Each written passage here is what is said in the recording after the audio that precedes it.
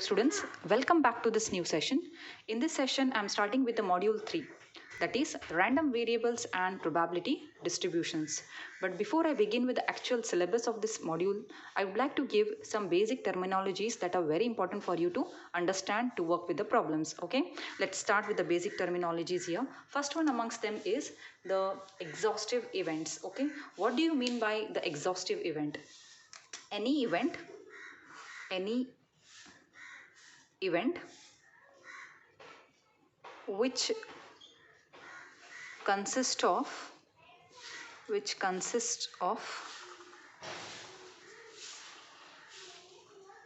all the various all the various possibilities is called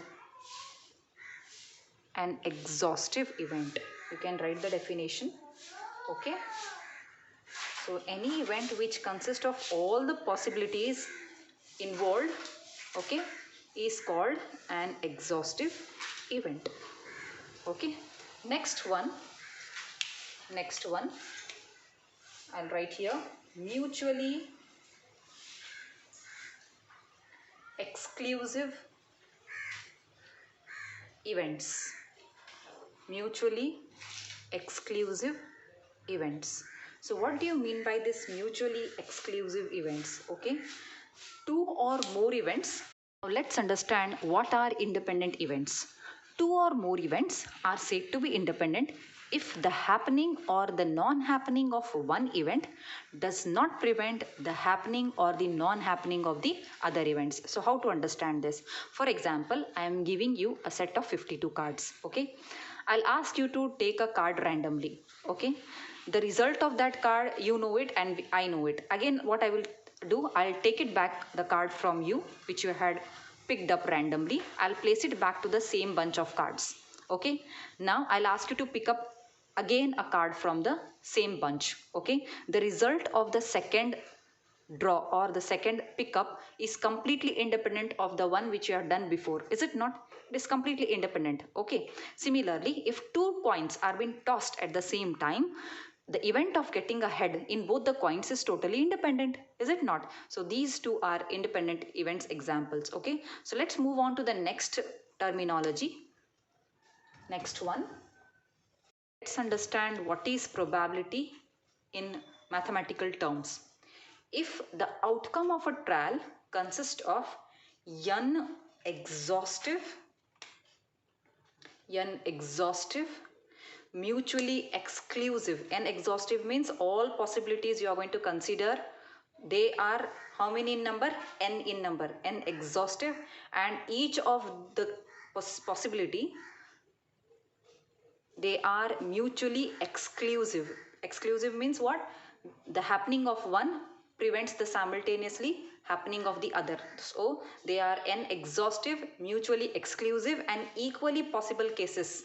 So n, there are, yes, equally possible cases, of which m are favorable cases to an event A. For example, okay, there is some event A for which m out of n, they are favorable cases for us.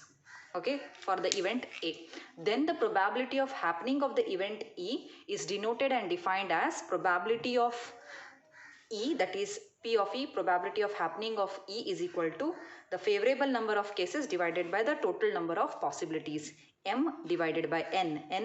M is what? Favorable number of cases out of n, so that is n is the total possibilities. Okay, so now there is one interesting point that you can make note. This probability of any event can never exceed 1. Okay, at most it can be equal to 1. Why? Because the number of favorable cases, at most they can coincide or they can become equal to the number of possibilities.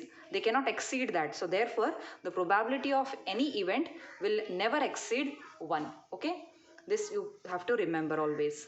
Now let's further understand the theory. We denote this probability of the event P of E as small p. Okay, m divided by n, the number of favorable cases divided by the total number of possibilities, and we denote it as by a small p. Okay, so since out of n, total possibilities, only m of them are favorable cases for the event E. Okay, so that implies n minus m cases are non-favorable to the event E. Yes or no? N minus m cases are non-favorable to the event E. Yes or no? Right. So therefore the probability of non-happening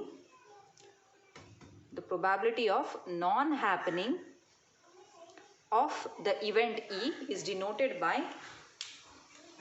as P of E bar. P of E bar, that is equal to, what are the non-favorable cases? N minus m cases divided by the total number of possibilities, and that we can write it as 1 minus m by n. Okay, m by n is P. So I can write 1 minus P, and this whole thing, the probability of non-happening of any event is denoted by small q. So 1 minus P is equal to Q, we write, or from this equation you can write P plus Q is equal to 1, or you can say that the probability of happening of the event plus the probability of non-happening of the event is always equal to 1. Okay, these are some basic things that you need to know. Okay, let's see some examples on the evaluation of probability. For example, the example 1. Okay, suppose you are tossing a coin. What is the probability of getting a head? Okay, probability of getting a head. What it will be? See here,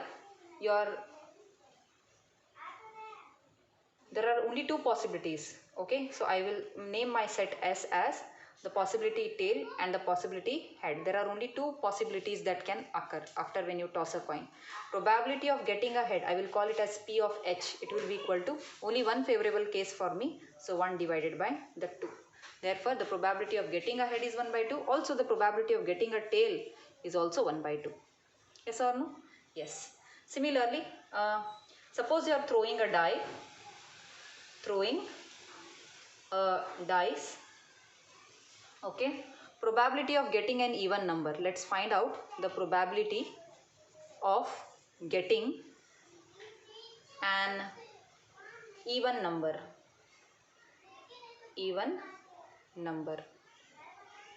Okay, see here on a die. Yes, on a dice, when you throw a die, you will have how many possibilities? 1, 2, 3, 4, 5, 6. Now I am asking you the probability of getting an even number. How many of these are even numbers? 2, 4, 6. So the favorable number is 3 for me, is it not? So therefore, probability of getting an even number,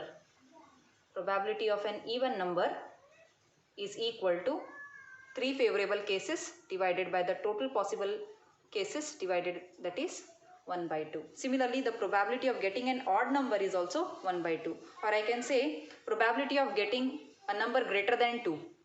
Yes, I can ask as many as problems here. Okay, say if I ask you what is the probability of getting a number greater than 2, there are 4 such possibilities. Yes or no? I can say greater than or equal to 2. In that case, 2 should be included. So probability of getting a number P of, yes, probability of a number greater than 2. Yes or no? So there are 4 possibilities. 3, 4, 5, 6. Yes, so 4 divided by 6. So 2 by 3. Or you can say greater than or equal to, if I say, then this number will change because I have to consider 2 there. So it will be 1, 2, 3, 4, 5. So 5 by 6 is the probability of getting a number greater than or equal to 2, like this. I hope the point is clear how to evaluate a probability. Now let's move on to some basic terms further, that is probability, that is addition theorem and the product theorem of the probability. Then we'll move on to the actual syllabus. Okay, let's continue here only. See here. Yes, what is addition theorem of probability? Addition theorem of probability.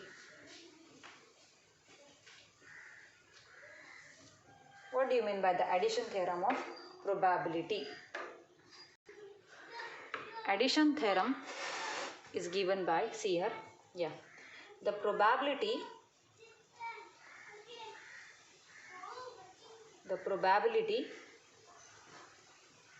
of happening of one or more mutually exclusive events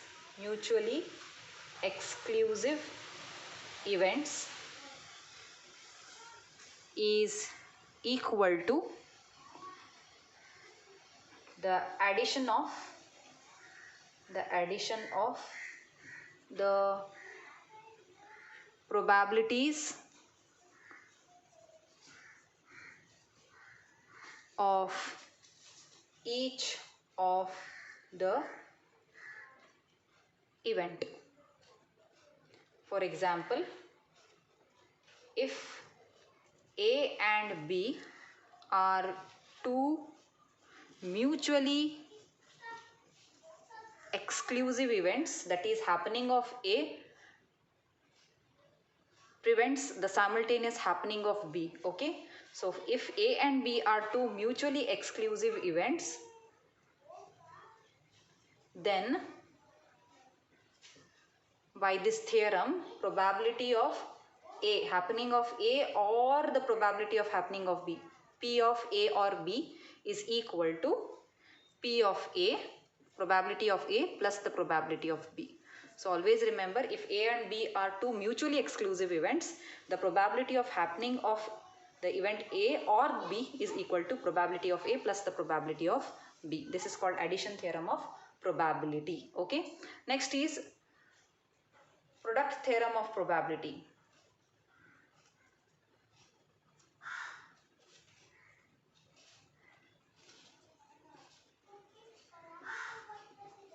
The product theorem of the probability. Let us understand this.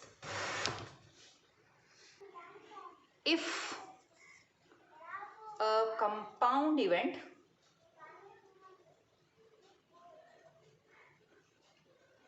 is made up of a number of independent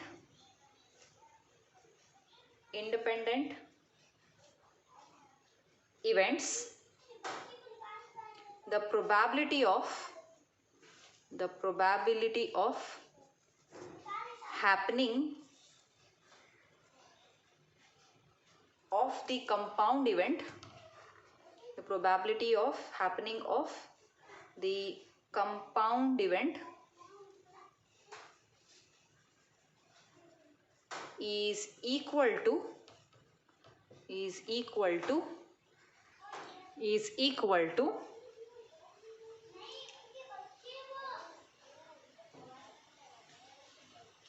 the product of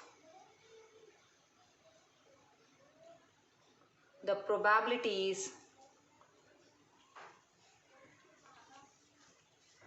of the individual events.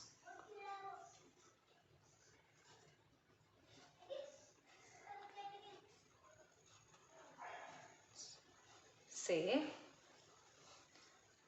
if A and B are independent events,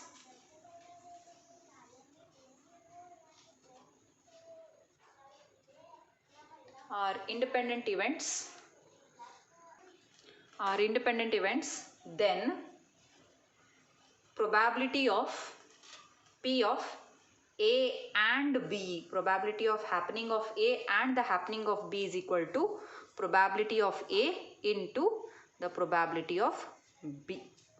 Okay, so these are the two important theorems that we'll be using in our problems. Okay, only thing you have to do, remember that whenever two events are mutually exclusive, and if you are taking probability of happening of A or B, it will be the addition, simple addition of the two individual probabilities, addition of the two probabilities of A and B. And if two events are independent, and if we are considering the probability of happening of A and the happening of At the same time, probability of happening of A and B is equal to probability of A into the probability of B. Okay, I hope this point is clear to all of you. Now let's continue with the actual part of your syllabus.